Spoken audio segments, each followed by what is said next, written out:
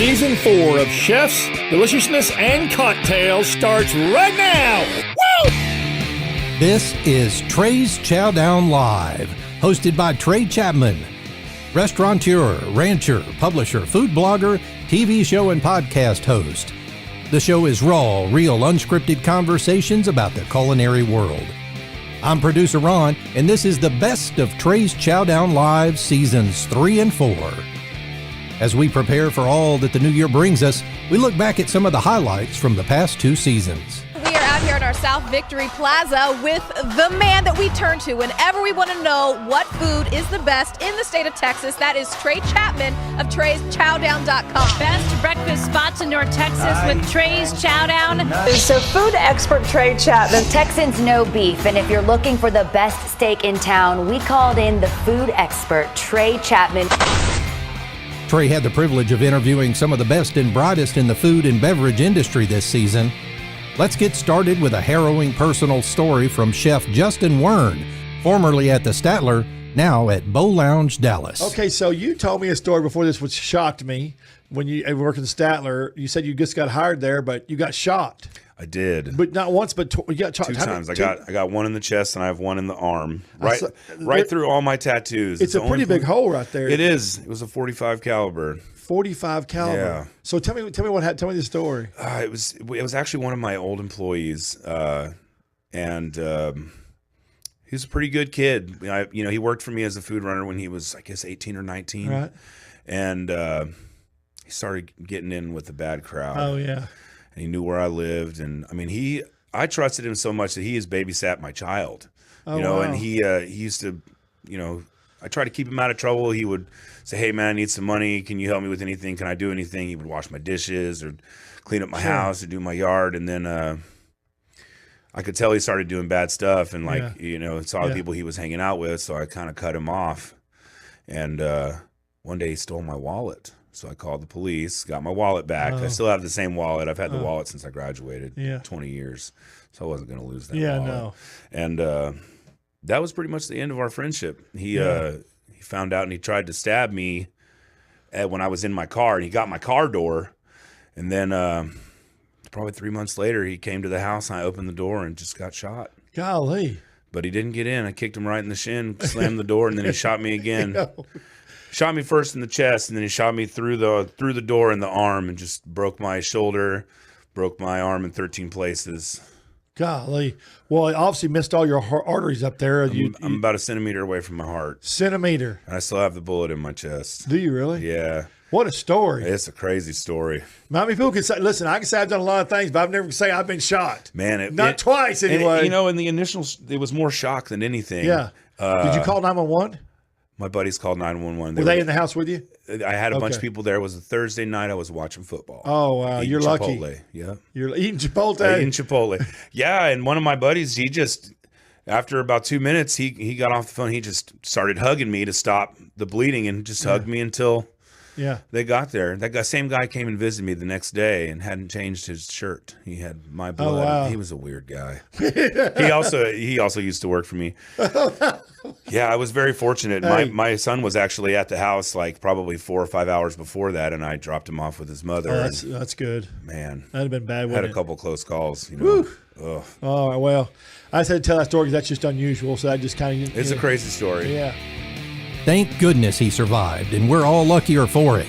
Chef Justin Wern at Bow Lounge, Dallas. Coming up next, he was called the single most talented cook I ever worked with by Anthony Bourdain. Executive Chef John Teaser, also known by the name Jimmy Sears in Bourdain's best-selling memoir, Kitchen Confidential, was also a 2-time contestant on Bravo's Top Chef. Let's hear from Trey and Chef Teaser. How long did it take you in your assumption? How long did it take you to figure out the dry age process to where you were happy with it and where it was consistent for you? Oh, at least 3 or 4 years. Yeah. Where I can kind of control its outcome and its consistency. And the best lesson I've had has really been Florida because mold grows like crazy. Yeah. Oh, it does. Yeah. Yeah. You saw the box down there. Yeah. I mean, I put steak in there and I brought mold from Dallas, and the next 3 days the mold was everywhere. White mold too. Yeah. Not black mold. So Yeah. it's like a different. Yeah. People have to People don't understand what we do. understand, yeah. We have to understand what we do is that we develop, because of the feed in 44 farms specifically. There's no corn. It doesn't ammoniate. It's more vegetal and it's more fermentation driven. So it becomes sweeter as it gets older rather than more acidic and ammoniated and more like blue cheese. Yeah. And what I've learned how to do is control that mold and kind of take the cheesiness out of that process, Right. which a lot of people didn't like in dry aged steak. They'd be like, it's too strong. Tastes like blue cheese. Right. You can see if I can get a steak around 60 to 90 days to 120 days, I get it all sweet and nutty. Yeah. You know, and it's not so much about the thing I learned is like, you know, the wow factor is like, yeah, I can eat steak 500 days and you're going to eat it. And it's delicious. Right. It's not for everybody. Right. 240 is not for everybody. And if I can control that mold, I can serve you a 240-day dry-aged steak, and it'll taste like a 120-day dry-aged steak because I'm controlling mold. Because the mold, and then there's other factors to it, is that you can't dry the steak out initially. So your fan, because all these companies try to come to me, these new companies where you can dry age steak at home. Right. They go, will you be an ambassador? Will you endorse it? And I look at the product and I can't really get behind it because the way they're doing it is not the way I do it. Are they trying to speed the process up? Well, they're doing it in the old-fashioned way, in a very new scientific way that it's home safe.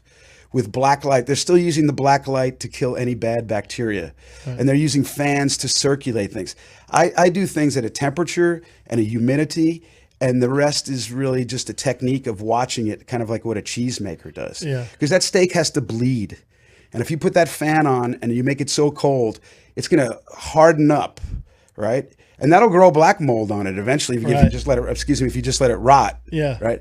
But that's not what we do. Right. We just lay it down, very cold temperature. I let it bleed, and then I crank the humidity down and turn that black mold slowly into white mold. And what helps the 44 farms is that feed. It doesn't want to turn to black mold. We sent it out recently.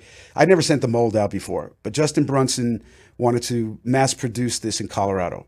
So I sent him some meat, I sent him some mold, and he sent it out to a lab because he's really of a charcuterie guy. Yeah, he has an FDA plant. He makes all of these salumi things. So he had to go do that to make it legal for himself. Right? What we do is legal because I do it under temperature. It's right there. You see it. Everybody loves it after 7 years. But he goes through this rigorous process, and we found out it's nothing more than vegetal penicillin. So that goes back to my theory. What a great thing to find out, though. Organic chemistry by duh. You know, like That's 7 awesome. years of duh. Yeah. Here it is. I got all the answers for you now, folks.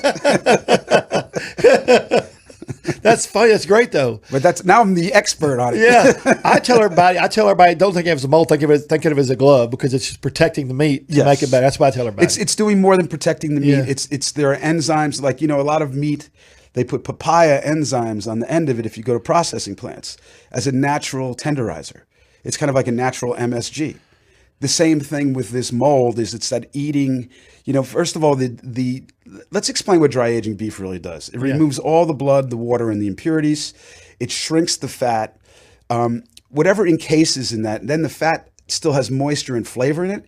So it's drawing the flavor from that fat into the meat, right? And then the meat is also shrinking because you're taking all of the moisture out of it. So the only thing you're really doing is intensifying the flavor and tightening up the texture. I was just fixing That's to say, all you're doing. It makes the flavor very pronounced. Yes. And it's just to me it's more delicious, but I guess it's not for everybody. And that's where the mold and the flavoring and that technique come in because you want to create a sweet, savory flavor balanced by the salt and pepper on the steak rather than something ammoniated and cheesy that really is just overpowering on the first bite, especially when you look at a piece of steak, your mouth starts to water.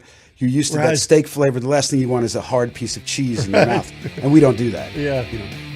Recently named Best Steakhouse in Dallas, Texas by D Magazine, Knife Steakhouse is located off East Mockingbird Lane in Dallas, and you can find more information at knifedallas.com. Next up, Pitmaster Brendan Lamb, owner of Smiley's Craft Barbecue in Roanoke, Texas, appeared on the high-profile Food Network show called Barbecue Brawl, featuring chefs Bobby Flay, Michael Simon, and Eddie Jackson. He had to close Smiley's in November, but now consults for other barbecue joints in the area. Here's Trey and Pitmaster Brendan Lamb. you were just on Barbecue Brawl. How'd you get casted for Barbecue Brawl? They, as you like to say, slid into my DMs on really? Instagram. Yeah. So they told me that there was a casting company that I had worked with before, and they, I guess, were casting, and they're the ones that do the stuff for Barbecue Brawl. Right. But after everything went through, they ended up telling me that I was going to be on season 2. So I get there and we shot in Bee Cave, which is down in Austin. At this little place called the Star Hill Ranch. It's if you've never seen it, it's really cool. It's like a little western town, but they set it up the barbecue area down there, and we did it. And I got to meet Bobby Flay, be on Bobby Flay's team. Michael Simon too. I was really excited to work with Eddie Jackson.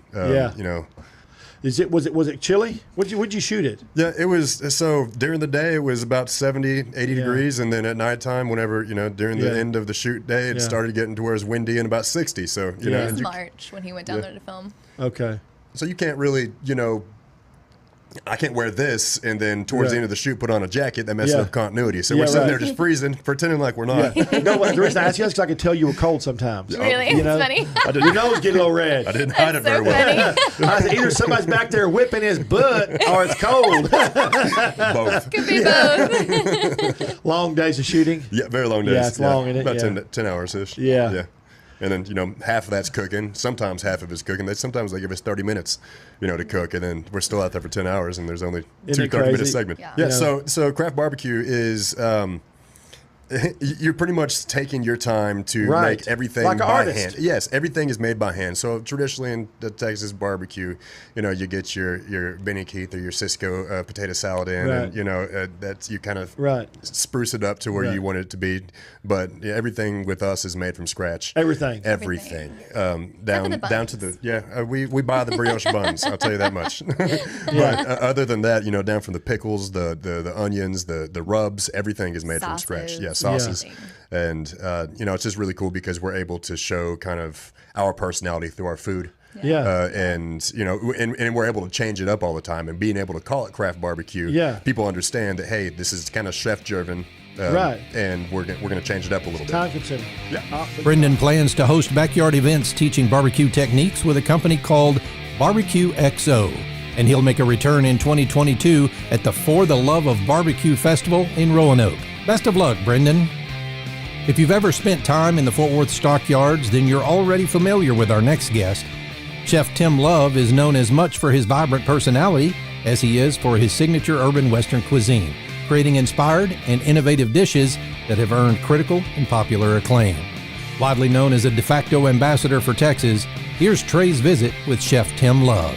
Tim, you've been in the restaurant business a long time. People that don't know, you've got your so you started here in Fort Worth, correct? The first restaurant that I owned was here in Fort Worth in the Stockyards. Yeah, Lonesome Dove. It's 20 years old this year. Right, one of my favorites. I guess that's probably the first restaurant that I ever ate at that you had. Yeah, probably so. Yeah, it's been quite a run over there, and we hate to relate it back to the COVID, but the thing is, we celebrated 20 years in June. We're just waiting until this thing's over so you can really celebrate it proper. Right. So we just kind of kept it on the low for now, but it's been a great run at 20 years there.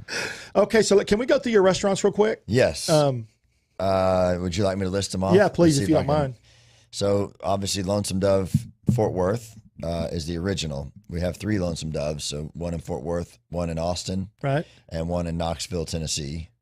Then we have the Love Shack, which is my burger joint. We have one in Fort Worth, one in Knoxville, one in DFW Airport. Right. Then we have the White Elephant Saloon, of course, which has the chili parlor in there. Which that's the hidden secret of everything, by the way. Yeah, people still don't know about that either. Yeah, that chili parlor, it brought that back from the old days. There used to be chili parlors all over the place in the stockyards, right. And so I wanted to bring that back. We have a really good Texas Red, so if you want to check that out. And then also in Fort Worth, we have the Woodshed Smokehouse, which just celebrated 8 years. I love that concept, by the way. It's just been thriving, even with the COVID. And then Gemelli, which is one of the newer restaurants that I've opened in town, my Italian place, and it's over off White Settlement, and it's got these beautiful gardens. We have 10,000 square feet of vegetable gardens. Yeah. We grow our own vegetables and all of our own greens. We have live music there. We have an awesome gospel Sunday brunch, bocce courts. I mean, it's just It's probably the most photographed spot in Fort Worth right now is in front of the Love sign, by the way. I mean, I don't know what it is, but every girl that comes there has to take their picture in front of the Love sign. So it's pretty fun. With restaurants spanning the nation from Seattle to Knoxville, Chef Love is chef and owner of beloved Texas restaurants Lonesome Dove Western Bistro, Woodshed Smokehouse, Queenie's Steakhouse, Jamel, Attico, and Love Shack, as well as the storied White Elephant Saloon. Learn more about Chef Love online at cheftimlove.com. More great culinary talent. Next up, Pitmaster Tab Singleton moved to New Orleans, Louisiana to work under the master himself, Chef Emeril Lagasse. He was a contestant on the Food Network's Chopped and Destination America Deep Fry Masters and took home the grand prize of winning both competitions. Here's Trey and Pitmaster Tab. Well, I know you do tacos, you do burgers, Mm-hmm. You do sausage, you do turkey, you do brisket, you do a full barbecue lineup. But yeah, we do full barbecue lineup, but specials we try to, for our area, we try to do something off the wall that they're not used to. So we did burrito ramen, which sold out the box. We've done barbecue ramen. We've done pho. We try to bring a lot of culture to barbecue-wise in our area that a lot of people aren't used to seeing. Right. So let me. I want to talk about Chopped because you were on Chopped. Mm-hmm. What was that like? First of all, how did that come about? Well, actually, funny story. There were some producers in the area, and they in New were Orleans. In New Orleans. Okay. Well, they were we had a food bar where you're right there in the kitchen.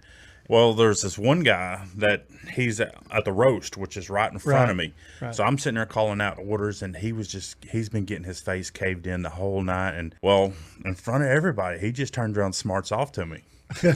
And he said, "If you think you can do better." So I turned around, I moved the printer into the kitchen. I went around, I said, "Get off the station." I was calling out orders and working the station at the same time to get caught back up. Yeah. And then I moved the printer back out, and he was just standing over there at the prep station just staring at me. And I didn't know this, but at the food bar, there were representatives for Chopped. And they're like, "Man, you need to apply. We're going to be in the area next month." And I was like, well, Food Network at the time, Emeril was still on Food Network. I said, there's no way that'll happen. So I sat down, we did a one-on-one with him interview. So you did that. So you obviously won. Yes. Were you pressured? I was nervous. I mean, I wasn't really pressured. I mean, I tried to stay calm. And the only thing that was time. I was getting tired. Okay, so what's your social media? Is it everything Fat Tabs? Fat Tabs Barbecue. Mm-hmm. Fat Tabs, and that's Fat PHAT. Pretty hot and tasty. Pretty hot and tasty. Pretty hot and tasty, or pretty hot and tempting. Either way. Yeah, either way. Either one, they're going to work good. That's the fat that I use when I say things now because I don't want to offend anybody. Yep. Because I like that word fat, and that came out of Fridays. Remember what we talking about? Yeah, I love that movie. Fat Tabs Barbecue can be found on the web at fattabsbbq.com. Desserts are always at the top of our list. These three sisters were looking for a way to change their family legacy, and they decided to reopen a family business that had been closed for over 10 years. Trey visits with Darla McEwen and Nita Briggs, two of the three sisters from Cookie Haven in Dallas, Texas. Okay, so tell us your name. I'm Darla McEwen. That's Darla and Nita Briggs. Nita Briggs. Yes. And the third one? Kim Haynes. That's the one I met. Yes. Over there at Cookie Haven. Yes. Because y'all were busy. Yes. All the recipes, was it your grandmother's or mom's or something that I read?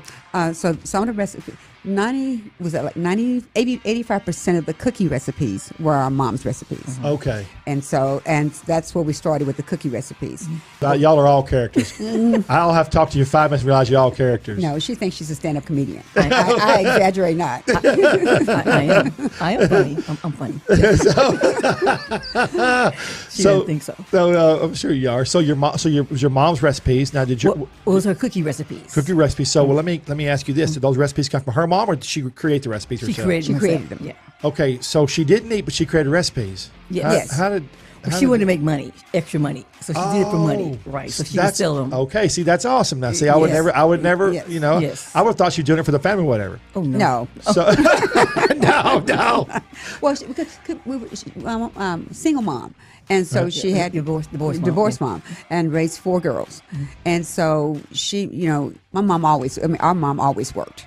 She was always working, and so just trying to raise her girls, and so she did the baking for extra money. Okay, that's awesome. Yeah, we were doing about 100 dozen cookies every Sunday. Wait. So you started baking them out of your house Yes. on Sundays. You're making 100. You said 100 dozen. 100 dozen. We got to 100 dozen, and then we at first it didn't start. It was probably about 30, 40 dozen. Then it got to 100, and so it was so many cookies that when she would take them to her job, it was crazy. Wait, that. If you multiply that times 12, you realize how many cookies? That's 1,200 cookies. No, we were making a lot of cookies in one oven. Yeah, and they were big cookies. They were huge cookies. Yeah. What? Nice How did you? It was hard. I would, but you know what? You were obviously passionate about it because you made it work. Yes. True. So you made it work. True. Yes. No matter what you did the reason for, you was passionate about what you were doing it for, and you made it work. True. Right, exactly. And so after we got to about 100, we decided to open up our first store. And so we opened up the store, and I quit my job. We just quit cold turkey, and we opened up the store in DeSoto. That was our first That was store. right. Now that's the first one I know about. So In 2002. Using the cookie recipes created by their mom, better known as Ms. Cookie, along with dedication, determination, and extraordinary customer service, they bring back the ultimate cookie dessert experience. See all the sweet deliciousness on their website at cookiehaven.com. That's cookie with a K. Coming up next, having previously written for the Dallas Observer, Texas Highways, and D Magazine, Trey gets an opportunity to visit with Jose Relat, the Texas Monthly taco editor and expert on the folklore of the taco. we're here again with Texas Monthly's new taco editor. Isn't that fantastic? It's amazing. It's amazing. It's incredible. Yeah. I've never been the popular kid. Suddenly I'm very popular. I bet so. So it's, in some ways, the response has been overwhelming in that I was just caught off guard at how big the news got. So fast? Yeah, so fast. Yeah. I talked to the BBC World Service Radio. Right. I talked to NPR Weekend Edition, Univision's English Language Network, and just crazy. All kinds of crazy things. And I never thought I'd do that. I just like to read and write about tacos. And so I get to do that now for a living. That's right. You can find out more about Jose Relat and the history of the taco by visiting his website at thetacotrail.com. The years 2020 and 2021 were tough for all of our local restaurants and bars. Trey was honored to visit with Dr. Emily Knight, CEO of the Texas Restaurant Association. Dr. Knight gives us some insight into how the pandemic has affected our most beloved institutions. You are from, where were you? You told me Boston. Yeah, so raised in Connecticut. Raised in Connecticut. Dad was on a submarine base in Connecticut, and then sort of a transplant to Texas now, about 10 years. I mean, and you know what's painful for me is think about restaurants. Who's the first person that shows up in a disaster? Yeah. Who's the first person you call when your son needs to have a baseball sponsorship or a fundraiser? Right. The restaurants have always come first. Even in this crisis, we had restaurants are the number one folks that stepped up to help first responders and healthcare workers when they weren't making a dime. Right. They turned, remember too, business interruption insurance, Trey, doesn't exist here. Right. So they lost all their inventory. You know what they did? They gave it out to their employees. Right, yeah. They gave it out to people in need, right? Food And banks here to we give food are away. pummeling them on the media. And it's like, you know what's going to change is the consumers have got to get out and support these restaurants. Right. It's on them to take care of their local restaurants. They have to. Yeah. So have y'all figured out yet how many restaurants we're going to lose? Have they figured out a good number? And it's a great week to have this conversation. So we projected, we've got about 15% that have closed, right? Turn the keys in, done. Forever gone. Forever gone. They're out, right? And it was about 10% within the first 2 months. We've seen another 5%. We project it's 30%, but I will tell you the deciding factor. This Overall, week, 30%. Overall. Everything, okay. And it tracks to the national average. Your independents, though, are going to be independent, meaning Thai shop, little noodle shop, small, not a lot of capital. They're a bigger percentage. People want to get a hold of the TRA and see what you're about. Give us the. Yeah, absolutely. You can go to txrestaurant.org. Okay. I always say this. I know this will surprise you, but I'm eknight@txrestaurant.org. You're welcome to email me directly, but we just want to help. I mean, I think one of the things we did, Trey, when the crisis hit is we opened up everything to everyone, not just members. Right. And it was a risk, right? Because we're an association, we're a nonprofit, Right. but we said this is not a time to make people pay for things, right? We're going to open it to the world, and I think it's the best thing we ever did. So if people out there need help or they need more information, they can come to the website or they come to me directly, and I can get them to the right place. And I want to say, not because you're on my show, my family was in the restaurant business for 100 years in Texas. We were always a part of the organization. And it's a great organization. Even back then, when it was smaller, it was a great organization. And if I owned a restaurant today, or a restaurant bar, I would want to be part of that organization. I think it's a fantastic organization. And let me, and for everyone listening, right? This next legislative session is critical. We have alcohol to go. We have retail. We're doing some work with mixed beverage. If we don't solidify that, the minute these executive orders end, all that goes away. The Texas Restaurant Association is the leading business association for Texas's $52.4 billion food service industry, which spans over 43,000 locations throughout the state. Learn more about how the Texas Restaurant Association can help you by visiting texasrestaurant.org. Hi, I'm Trey Chapman, publisher of Trey's Chowdown and host of Trey's Chowdown Live, a weekly TV show and radio podcast highlighting chefs, restaurants, and deliciousness. The restaurant and service industry is in big trouble due to COVID-19, and they could really use your help. While restaurants and service operations may look normal, they are far from normal. So many restaurants, food trucks, burger spots, barbecue joints, bars, and taverns are literally going broke by the hour and might get worse. So I'm asking everyone to help out the simplest way they can, and that is to please buy and shop local. Whether you're dining in, taking out, or get delivery, you are helping out your local businesses tremendously. Mom and pop owners, chefs, restaurants, and all of our service folks will be so very thankful that you're helping in this difficult time. Oh, and be generous on the gratuity when possible. Thank you so much, and thanks for supporting local. Up next, Trey visits with CEO Dallas Hale, owner of Crafted Bar Concepts, which includes Ebb and Flow and Shell Shack. Your seafood and drink favorites, just the way you like them. I really wanted to talk about Ebb and Flow because you know how ever since I met you over there, it's been a long time, 2 or 3 years since it opened, but we had a great time. I love that concept, and the one in Plano just got Best Patio. Best Patio in Plano, got a Best Brunch in Plano, and Best New Restaurant in DFW. Isn't that fantastic? Yeah. Yeah, a lot of good flavors. A lot of good flavors. So it started in Deep Ellum, correct? Correct. Flow in Deep Ellum. How did that concept come about? So that was my brother and my sister-in-law, and it was a little concept idea that they had that they brought me in on. And, right out of the gates, it opened right about COVID, and we stayed the course and fought the fight, and we did well.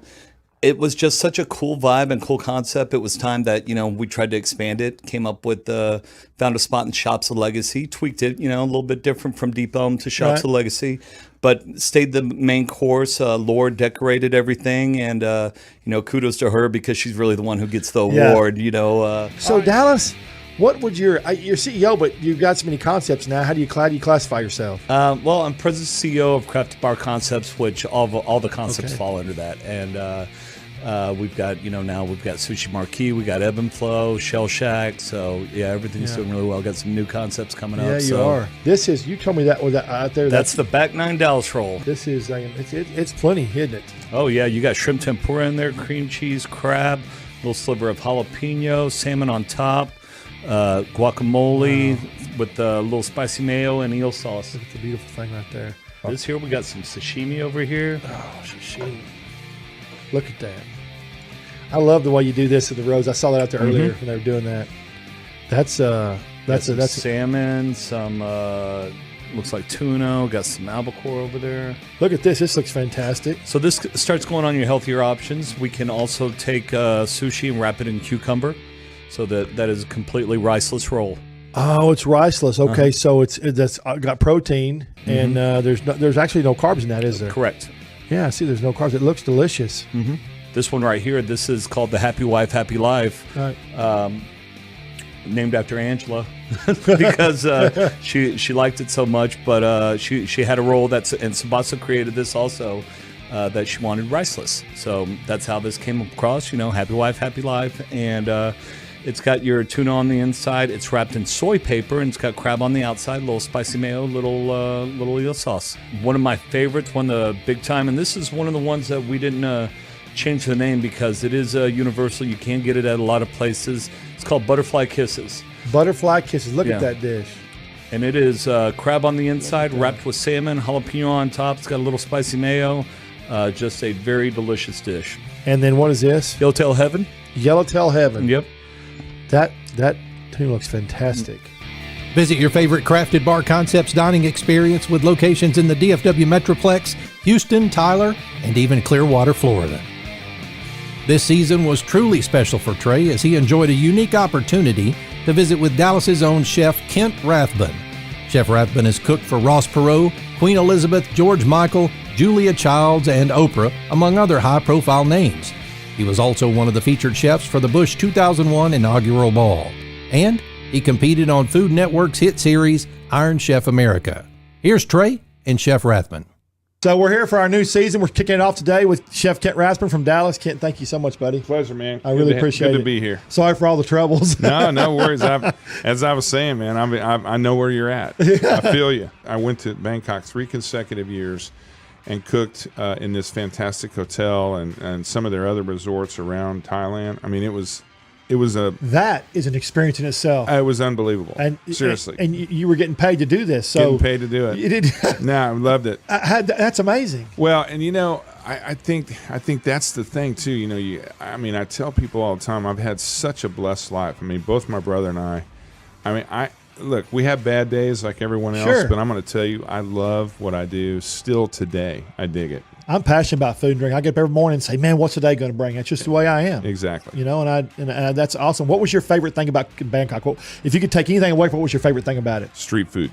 Oh. Absolutely yeah. street food. Okay. Oh, so I'm going to tell you a quick story. So we get there the first time and we get up, we flew in, we got there at like 4 a.m. And of course we had an 8 o'clock meeting. So we only had like 3 hours to nap, but we were already, wired up and wide awake. So we met the GM, and he starts to explain to us. He says, now look, he said, the street food is extremely healthy. And, basically you shouldn't be afraid to eat on the street here. All the food is fantastic. But one of the greatest experiences I had was a place called the Seafood Market in Thailand. In Bangkok, okay? Imagine a Walmart with no shelving, only a sea of tables and chairs, okay? In the entire store. Is that big? And that big. And then on the sides, both sides and the back are like grocery shelves, right? So one side is breads and booze. Right. The back is a seafood counter like you've never seen in your life. And the left-hand side of the store is produce. So you grab your basket, just like you're in a grocery store, and you go shopping. And, you buy shrimp that are swimming. You buy fish that are breathing. You buy fantastic produce. You buy wine. You buy beer. You buy some bread. And everything is farm fresh. Everything is fantastic. And when I say breathing, I'm talking laying on the ice, still moving. Yeah. Okay. Okay. All right. We're almost done. Chef, thank you so much. Okay. Thank you so much. That's fast. Remember, chefkentrathbun.com. Yes. Spell your last name for everybody. RATHBUN. That's right. chefkentrathbun.com. It's got to be that for the barbecue.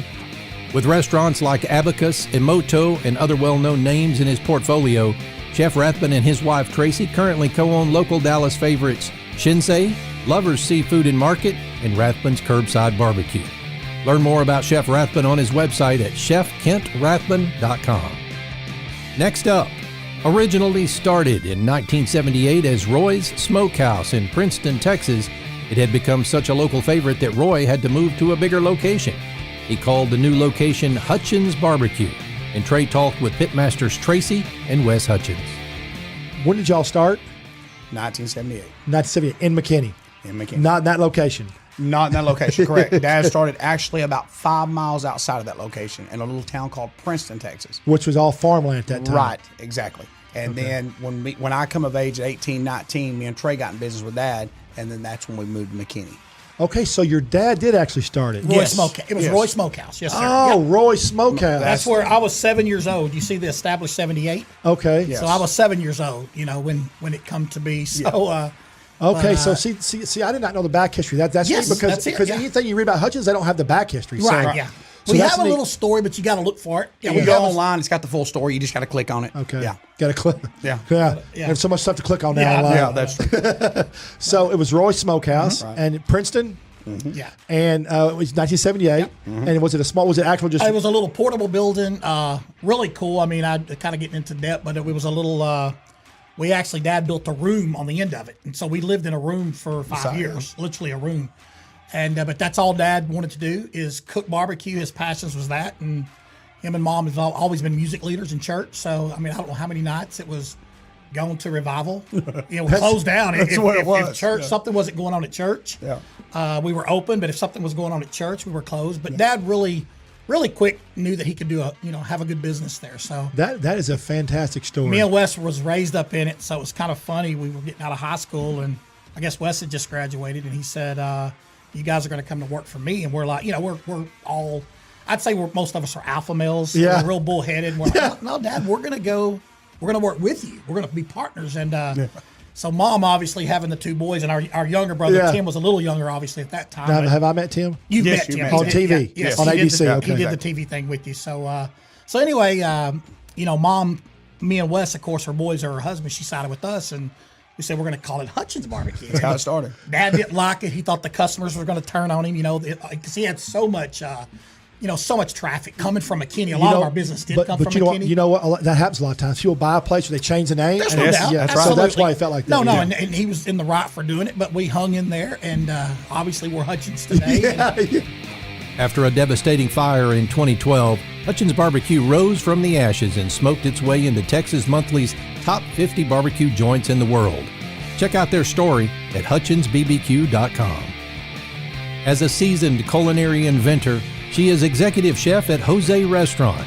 Chef A.Q. Pittman is a first-generation Mexican-American and native Texan. She sits down with Trey to talk about restaurant operations.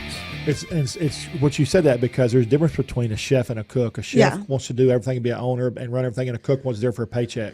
But sometimes. I mean, it depends on like what you run into. It's there's a big difference, and I think that line is getting a little blurred now because you get a lot of thanks to like Food Network and blogs and Instagram and people seeing pretty pictures and they think that's what a chef is. And on the way down here, I was talking to one of my cooks about labor and percentages, and I was like, "This is what we do. This is why I sit in front of my computer sometimes and trying to fix the numbers and figure out what we need to do to make things work. It's not just a fun special on the weekends anymore. No. I wish sometimes. Sometimes I wish I could just work the line and put my head down. And everybody thinks it's fun to own a restaurant, or it's not. So you said something. You hit on something. You said labor, and so I never a chef. I did everything operation. I built stores. I tore them down and remodeled them. Operational wise, as far as food, food costs, labor costs, training managers, all that kind of stuff. I did that. But I never was a chef, so I started at a very young age on the financial background side of restaurants, and so everything was always about numbers. Absolutely. So you hit on a good thing there because you said about numbers, and if you're going to be a chef and own a restaurant, that's super important. You have to know how to cost your foods. You have to know how to manage labor. It's like I said, it's not just putting up a pretty special and posting it and getting likes. It's knowing how much that product costs you before you even put it on the plate. How much are we going to get in return when we put a number on the menu? It's all about numbers as well. It's not just kind of putting your head down and making pretty food anymore. And what's funny too is that it used to be you didn't have to worry about social media. There was no such thing as social media. So what happened is you added a whole different dimension to owning a restaurant. A whole different dimension. So you have business side, you've got the cooking side, you have the chef creative side, you have the restaurant operation side, front and back, and now you've got this whole dimension, which each one of these is a little chunk, but social media is a huge chunk because you have to do all the social media correct or you won't drive traffic. Yeah, I think it's just changed the way that chefs plan, I think, on a weekly basis. For me, it's changed because whereas I would print out a menu and do specials Thursday through Friday or Saturday, someone would have to come in, see that menu on the table, and then tell somebody else. Now I post a picture and 1,000 people can see it. And, I'll get a message that the next day saying, do you still have this? Do we still have this coconut ceviche that you posted yesterday? I was like, well, I was just playing with that. I don't have it yet. I'll get there next week. But so it's interesting to see how much, the industry has changed when it comes to adding social media. It's a whole other audience out there that you don't get to reach by walking into the restaurant. Nope. And what's funny is that I don't think you can grow your business anymore because a lot of people depend on social media, especially the younger generation. Yeah. And what's funny is that when someone tells me social media doesn't work, I'm going to say, well, if it doesn't work, you're not doing it right because it does work. It drives the hell out of your business. It absolutely works. Yes. I watch all that, like the pop-ups that travel around the country. There's some people that have pop-ups that we do in San Francisco and LA and New York. And it's neat because they drive everything from social media, either Instagram, Twitter, that's it. Yeah, so we just brought a guest chef. So we do a guest chef series every month where we bring chefs from different parts of the country and parts of Mexico. And the last chefs that we just brought on were from LA, and I followed them 2 years ago on social media. Yeah. And that's how we met. And we would kind of trade tips back and forth, but we never officially met. You know, I didn't know their last name. I didn't even know where they lived in Los Angeles. I just knew that I really respected what they were trying to do. Sure. They don't have a brick and mortar, and they don't really want one right now because what they're doing is very fruitful for their life. Sure. And so I thought, you know, let's bring them out. I want to learn something from them. Hopefully they can learn from me.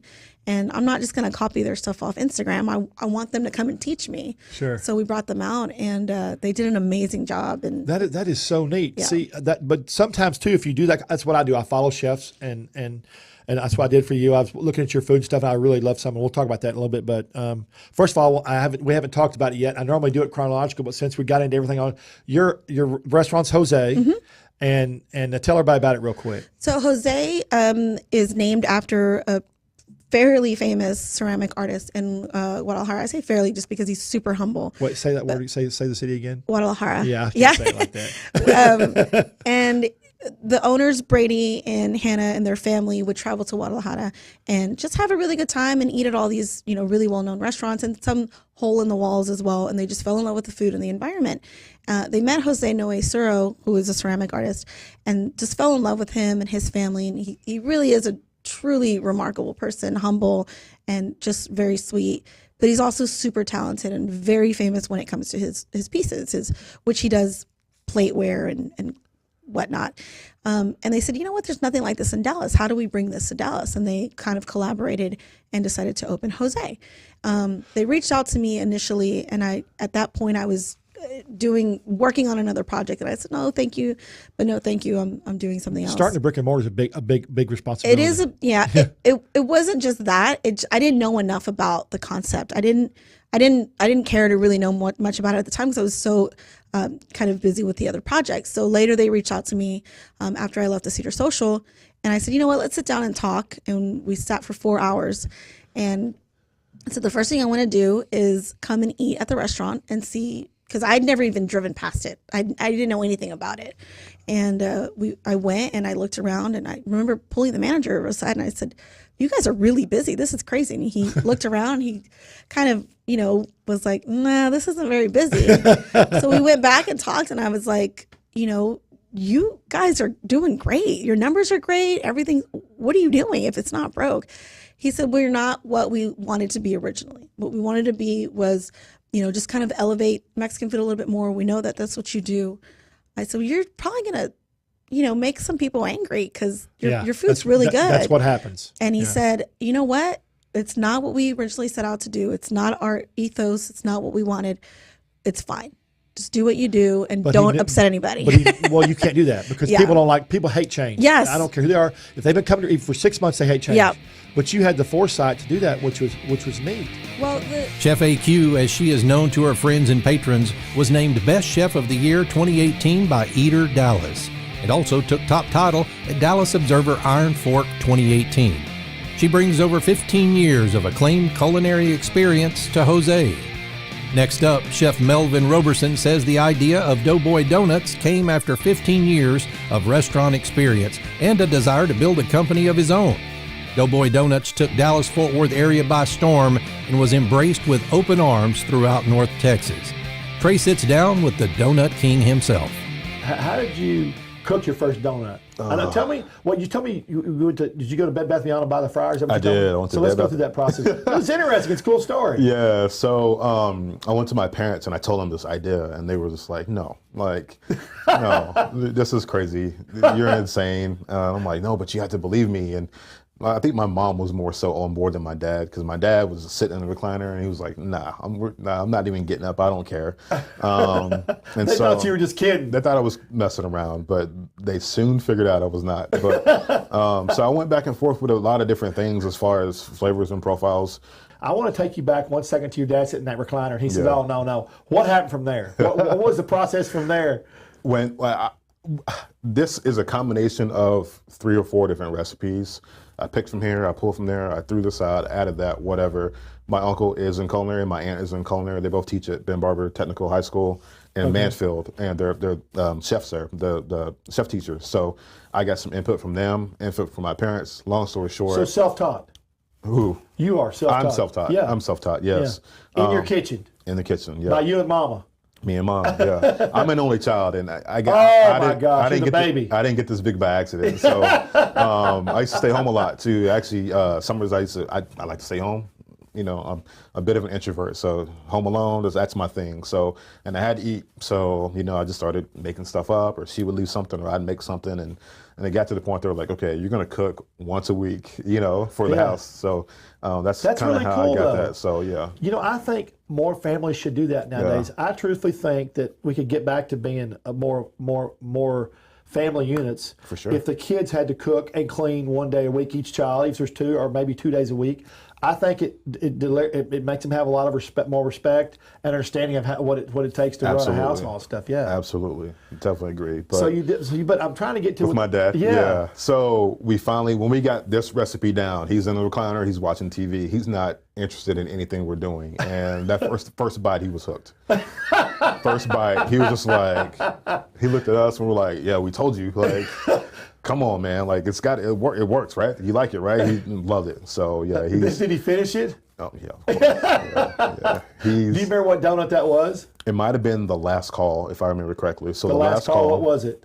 The last call is a maple syrup, Nutella, peanut butter glaze, topped with coconuts, chocolate chips, pecans, and Oreos. Stop. So a little bit of everything. That sounds like a state fair donut. Yeah, that's kind of the What kind of that is? Yeah, that's kind of the basis on it. So so you did that one. So you obviously got your dough correct. You're from scratch dough. And when you're talking about trying to figure this out at home, that is seriously made from scratch. Yeah. I mean, you can't get any more made from scratch than that. Absolutely. Yeah. So was it like a when you got it done? Were you happy? It was, and because I had worked with some of the dough that I had done in the very early stages, and if you've had a donut from me in the very early stages, I'm sorry. They probably weren't good, but I appreciate you still supporting. But heavy, overproofed, super dense. But this right here has got the good balance of having that density and having that softness. The light, fluffy, melt in your mouth generally is not a scratch-made product. So this has got some body to it. It's got some bite. You know, you're gonna work in your jaw. So that's kind of the point I wanted. I want it to be different enough that it didn't scare away the people who are used to that mom and pop thing, but you know, something that like it's different, and it is, and it's not for everybody, and that was a hard pill to swallow. That everyone's not going to like these, yeah, and it is what it is. What you're saying is, if you want to do it for the mass, you could do something like Krispy Kreme or something like that, where you mass produce everything every morning, right? Exactly, exactly. And no, I call you a craft donut. That's what I call you. Yeah, because you're a handmade product. Everyone's made to order. Right. No matter how big the order is, and we're going to get into that in a few minutes because some of your stories are funny. But everything that you did brought you to where you are today. For sure. And you're very successful. So you did that, and then you went and you started making donuts out of your house. And I love this story. You started making donuts out of your house, right? Yeah. So tell us about how that started, and you got your mom, dad, everybody involved. Yeah, I started an Instagram page. Good old Instagram. Good old IG. Mom was like, well, don't put anything up, and I'm like, nah, I'm going to post it. And people started, get a few likes here, get a few likes there, and every picture I took was in my kitchen on one of my plates or on one of my parents' plates. Right. Did that. I just lost my train of thought. Yeah, making it from home. Right. Yeah, put on Instagram. Then I started getting orders from people that were following me. Hey, can I get half a dozen? Can I get a dozen? At the time, I'm like, yeah, sure. So between working and the family life, I was like, yeah, I'll make donuts before work and I'll drop them off to you in Walmart or at the mall parking lot. And how much were you charging at that time? I can't remember. I'm sure you weren't charging for delivery. You were just doing it and dropping it off. I was just doing it and dropping it off. Whatever. Slinging donuts, boy. Just slinging the dough, man. It wasn't anything. There was very little thought put into it. So I was like, hey, what do you want? You want one of this, one of that? So if they wanted a Sriracha maple bacon, I would make one piece. Just make one? Yeah. And what the? Yeah, I just wanted to get it out there. And I had no idea. In my head, I thought it could get to something like this, but I had no idea. So. Yeah, it's a dream. Exactly. But you have to chase your dreams, and you chase that dream. Yeah. And that's what's important. Anyway, Absolutely. so go ahead. You did it. You did making donuts. Making the donuts, meeting people in random places late at night or early in the morning. And then it got to the point to where I couldn't necessarily leave my job. I had a good job. I didn't want to leave. But you couldn't make any more donuts. But the balance was just too hard to keep up. So that's when I got the food truck. So I said, hey, I'll do my food truck from on my off days or on other days, because we have donuts laid out all over the place in people's kitchens and my kitchen and my parents' kitchen. Yeah, so before we talk about the truck, I want you to tell about the big order we had, everything laid out there. Yeah. Tell us about We that. had this large order. Actually, this happened to me twice. I was doing an order for someone in downtown Fort Worth, and I lost that account on this time because I couldn't keep up. It might have been 250 donuts, and I was frying them 2 at a time, just because it's just what I had done, and I wasn't smart enough to hey, go get multiple fryers. Bigger. At that point, you weren't thinking bigger, right? Exactly, I wasn't thinking big, so I'm like, this is what I'm doing, and it works, so I'm gonna make it happen. So my mom gave me these wooden spoons, and I was using the handles of those to turn my donuts. Okay, yeah, I see people turn them with chopsticks or something. Yeah, that's what we have now. It's a donut turning stick. Okay. It's like a thick chopstick. Okay. But I was using the back of those spoons because I didn't have anything else, and anything else would melt that I had in the house. So, donuts laid all over the counter, the kitchen table, the bar area, covered in terry cloth, trying to fry them. So and picking them back up by hand. So that's one thing we don't do in the shop is once they're on this frying screen, they don't come off that screen until after they're fried, because you touch them, they get ugly. Your fingers, the weight of your fingers presses down into them and things like that. So it was a mess. It was a huge mess. Overproof donuts. I would burn donuts because I was too busy dropping them and then running over here to grab more to do this. Trying to make a circle, right? Trying to make a circle, yeah, and it was way too much. But so. you know what? You didn't quit. I didn't. You didn't quit, brother. That's why you're here now. Man, it was tough, but yeah, I didn't quit for sure. So you did that, and was there a point where you had cake and flour and everything all over the house, or was it just? My wife hated it. She hated it. I had bags of flour here and toppings here and stuff laid out, and I got 3 kids, so they were all over the place, and I'm like, hey, this is my area. Don't touch my area, and. Yeah, it was. Dude, I have OCD. Yeah. I would have a freaking heart attack. I'd probably had to leave. Yeah, it's best, especially before work. If I'm running late or something's happening, and I'm like, sorry, I got to leave this here. It's covered in flour, and there's stuff all over the place, and I'm sorry. Just put it in the sink. I'll wash it when I get home. Doughboy Donuts opened its doors to the public in late 2018. Since then, the shop has been recognized as a local destination for great donuts and was awarded Best Donut Kolache by Fort Worth Magazine. Visit Doughboy Donuts and Chef Roberson at doughboydonuts.net. We hope you enjoyed Season 3 and 4 of Trey's Chowdown and are looking forward to a positive and delicious Season 5. For Trey Chapman and Trey's Chowdown Live, I'm producer Ron. Take care.